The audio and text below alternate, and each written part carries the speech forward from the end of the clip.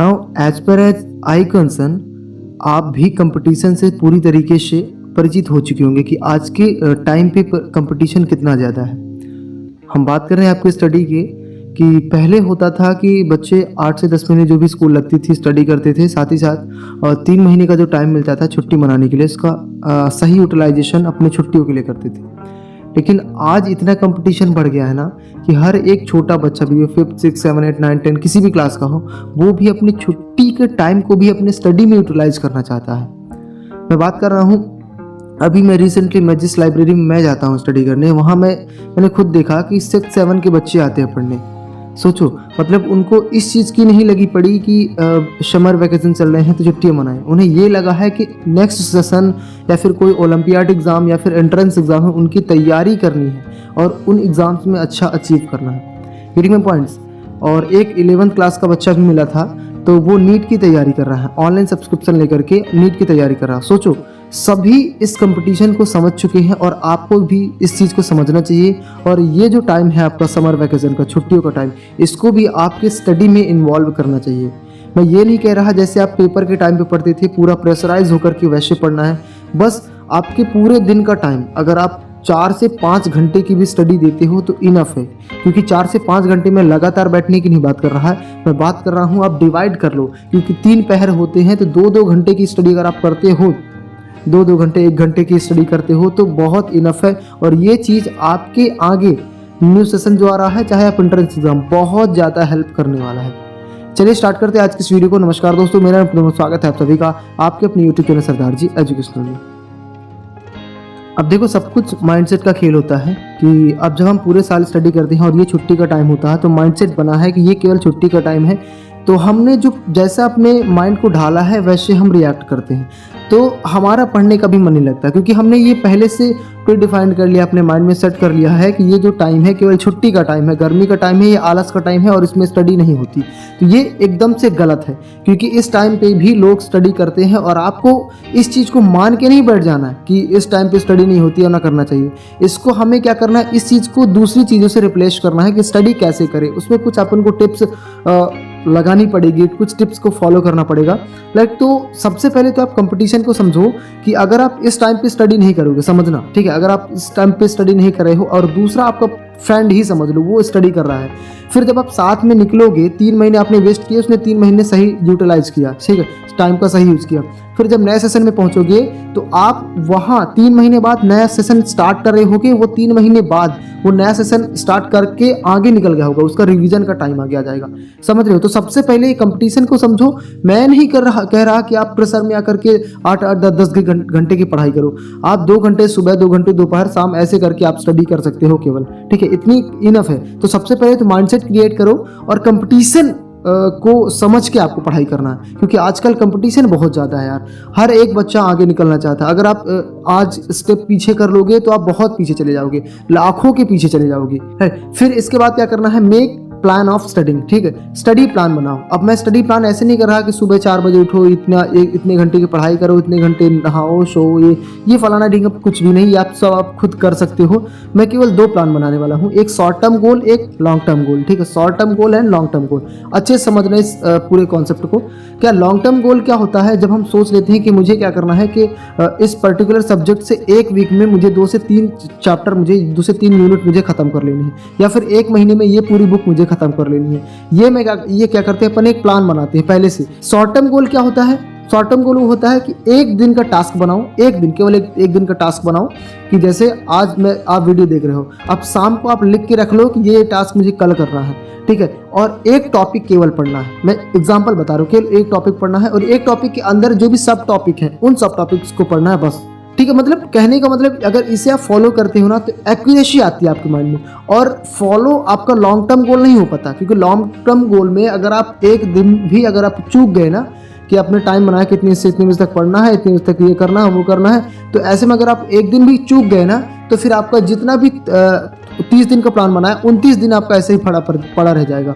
लेकिन अगर आपने 1 दिन का प्लान बनाया कि सुबह उठा और 1 दिन केवल इतना प्लान बनाया कि ये पर्टिकुलर टॉपिक से मुझे इतने सब टॉपिक्स पढ़ने हैं, दैट्स इट, इसके अलावा कुछ नहीं करना, गर्मी छुट्टियों का टाइम है, छुट्टी भी एंजॉय करनी है, ठीक है। तो ऐसे अगर आप पढ़ोगे तो एक छोटा टॉपिक उठाया, मतलब क्या करना अपन को, छोटे स्टेप बढ़ाने हैं। छोटे स्टेप बढ़ाएंगे तो छोटे स्टेप कंप्लीट हो जाते हैं, और कंप्लीट हो जाते हैं तो मोटिवेशन मिलता है। हम बड़े स्टेप बढ़ाएंगे तो कंप्लीट नहीं होते, कंप्लीट नहीं होते, हमें डिमोटिवेशन, निगेटिविटी, और फिर वहीं हम वो प्लान को रद्द कर देते हैं और पूरा माइंडसेट चेंज हो जाता है। समझ रहे हो? तो इस तरीके छोटे छोटे स्टेप्स बढ़ाने हैं। मान के चलो एक इलेक्ट्रिक चार्ज का आपको टॉपिक है, तो उसके सब टॉपिक्स पढ़ो। मान लो पूरा टॉपिक एक दिन में, 2 दिन में नहीं कवर हो तो सब टॉपिक्स सुनाओ, केवल 2 या 3 टॉपिक पढ़ो एक दिन में। कौन सी जल्दी है? ठीक है, तो बहुत ही आराम से, बहुत ही छोटे छोटे स्टेप्स, और धीरे धीरे अगर आप स्टेप्स फॉलो करने लगे, कंप्लीट करने लगेंगे, तो आगे चल के आपको खुद आदत हो जाएगी बड़े टॉपिक्स, बड़े स्टेप्स बढ़ाने की।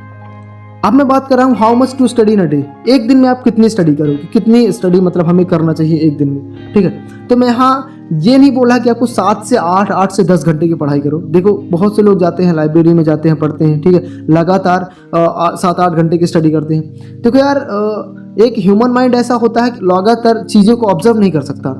आप 7 से 8 घंटे बैठे रहोगे ना, केवल एक टॉपिक में उलझे रहोगे, क्योंकि माइंड में कुछ और ही चल रहा होता है। लेकिन उसी तरह अगर आप एक काम करें कि आप मॉर्निंग की 2 घंटे स्टडी कर लें, इसके बाद आप चाहे काम हो, दोस्तों से मिलना हो, एंजॉय करना, छुट्टी एंजॉय करना, मतलब कहने का मतलब घूमना भगना, टीवी, जो व्हाटएवर इट इज, बढ़िया एंजॉय करो। फुल माइंड जो आपका फुल मस्ती में होना चाहिए, एकदम फ्री होना चाहिए। फिर इसके बाद 2 घंटे की स्टडी कर लो दोपहर में, इसके बाद आपको शाम की 2 घंटे की स्टडी कर ली है। That's it. इतना अगर आपने पढ़ लिया तो इनफ है, इतना टाइम दे रहे हो तो इनफ है। आपको 7 से 8 घंटे की पढ़ाई नहीं करनी, ठीक है, प्रॉपर गैप के साथ आपको पढ़ना है। और अगर हम मिनिमम आप 4 से 5 घंटे दिन सुबह मॉर्निंग में पढ़ लिया, इसके बाद दोपहर में 2 घंटे पढ़ लिया, और शाम को 1 घंटे पढ़ लिया, इतना इनफ है। इतना भी अगर आप पढ़ रहे हो तो बहुत इनफ है, ठीक है। और इस चीज़ को डेली के लिए आपको, ये नहीं कि आज पढ़ लिया कल छोड़ दिया फिर भूल गए। इसीलिए मैं बोल रहा हूँ शॉर्ट टर्म गोल पर ध्यान दो। केवल क्या करना है आपको, एक छोटा सा प्लान बनाना है, उस छोटे से प्लान को ही फॉलो करना है।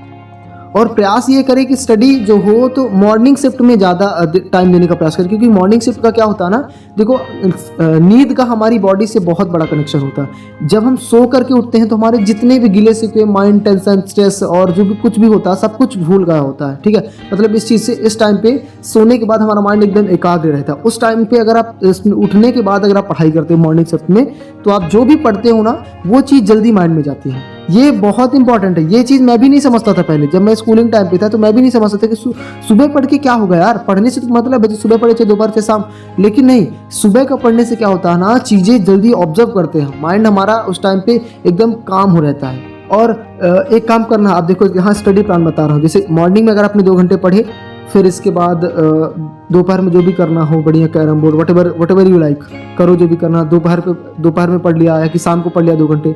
लास्ट में एक चीज़ आपको जरूर करना, जितना भी आपने पढ़ा है, ठीक है, जितना भी आपने पूरे दिन में पढ़ा है, लास्ट में आपको उसका रिवीजन जरूर करना है। जितनी भी चीज़ें आपने पढ़ी है उसकी पूरी रिवीजन करना है। बड़ा टास्क नहीं बनाना, फिर से रिपीट करूँगा।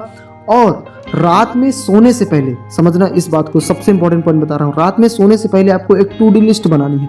टू डू लिस्ट टुमारो के लिए, कल के लिए आपको टू डू लिस्ट बनानी है कि मुझे कल क्या पढ़ना है, क्या क्या काम करने हैं, ये सारी चीज़ लिख करके प्रॉपरली आपको एक नोटबुक या व्हाटएवर डायरी आपकी हो तो वहाँ लिख के रख लेना है। और उस चीज़ को आपको केवल जितना आपने टू डू लिस्ट में शामिल किया है, इंक्लूड किया है, वही चीज़ें आपको फॉलो करनी है। अनदर अलग से कोई भी टॉपिक नहीं उठाना है, केवल उतना ही करना है, दैट्स इट।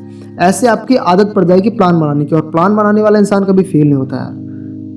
फिर नेक्स्ट चीज़ है प्रॉपर स्लीप। स्लीप भी बहुत ज़रूरी है, नींद भी बहुत ज़रूरी है, क्योंकि अगर आप प्रॉपर स्लीप नहीं लोगे, सोचो कि नींद को डिस्टर्ब करके पढ़ाई कर लेंगे तो नहीं होगा। सोचो कि अगर हम नींद का टाइम कम कर दें तो हमारा पढ़ाई का टाइम ज़्यादा हो जाएगा, ऐसा नहीं पॉसिबल है, क्योंकि बॉडी को नींद की भी ज़रूरत होती है, ये बॉडी की नीड है यार, ठीक है। अगर इसे कंप्लीट नहीं करोगे तो ये फिर तुम्हारे स्लीपिंग टाइम को भी डिस्टर्ब करेगी। तो प्रॉपर स्लीप लेनी है। अब छुट्टी का टाइम है तो 7 से 8 घंटे की स्लीप नींद ले सकते हो, लेकिन अगर स्टडी का टाइम होता है तो अपन 5 से 6 घंटे की कम से कम नींद होनी चाहिए बस, है ना। तो इस तरीके से आप प्रॉपर स्लीप भी लेनी है, ये भी बहुत ज़रूरी है। और साथ ही साथ एंटरटेनमेंट और ये सारी चीज़ें, मतलब एंटरटेनमेंट और जोक्स वगैरह को अपनी लाइफ में इंक्लूड करो, क्योंकि ताकि इससे क्या होता है ना, टाइम वेस्ट नहीं होता। लोग सोचते हैं ना कि एंटरटेनमेंट में जाके इन्वॉल्व हो जाओ तो टाइम वेस्ट हो रहा है, क्या समय बर्बाद कर रहे हो, ये ऐसा नहीं होता। इससे क्या होता है ना, it will increase your output, ये आपके आउटपुट को इंक्रीज करता है, क्योंकि जब आप एंटरटेनमेंट प्लेस पे जाते हो, हंसते हो, खेलते हो बढ़िया, तो माइंड आपका काम हो जाता है। और फिर इसके बाद जब पढ़ने बैठते हो तो शांत माइंड में, बढ़िया खुश माइंड में पढ़ने में भी अच्छा लगता है, राइट। तो ये सारी चीज़ें आपको ध्यान में रखनी है। और बढ़िया है, छुट्टी भी एंजॉय करो, लेकिन लेकिन लेकिन लेकिन कंपटीशन बहुत ज़्यादा है, स्टडी भी ज़रूरी है। तो अगर 4 से 5 घंटे की स्टडी एक दिन में दे रहे हो तो बहुत इनफ, क्योंकि यार आजकल लोग 10-10 घंटे 12-12 घंटे की स्टडी देते हैं, तुम 4 से 5 घंटे नहीं दे सकते हो। सो इस चीज़ को ध्यान में रखें। उम्मीद करता हूँ ये वीडियो आपको हेल्पफुल लगी होगी। अगर वीडियो अच्छी लगी तो लाइक करिएगा, शेयर करिएगा। मिलते हैं नेक्स्ट वीडियो में किसी नए टॉपिक के साथ, तब तक के लिए अलविदा। जय हिंद, जय भारत।